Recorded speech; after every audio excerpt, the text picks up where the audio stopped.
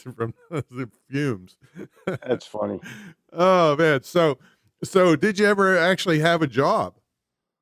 Yes, I had a couple of jobs. I took a job at an employment agency when I was in college because I figured that all the good jobs would come through there. Good And if I thinking. wanted to find a good job, that's where I would go.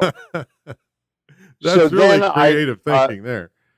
yeah, I worked for my dad and I didn't like it. I quit. He manufactured kitchen cabinets and countertops. Mhm. So I'm in college. I get a job at this employment agency, and I see an ad that came through for the assistant to the president of I. Goldberg, the Army Navy store. And I went and I talked to Charlie Goldberg, and he gave me a job. And I realized, and I was 19 and a half or something like that.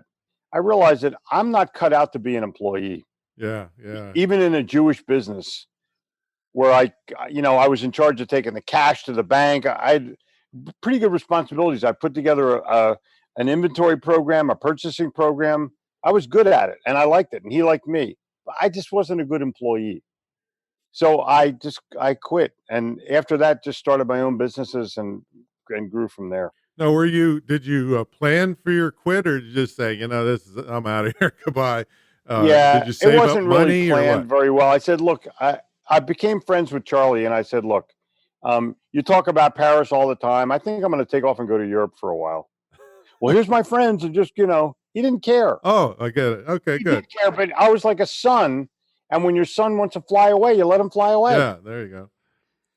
All right,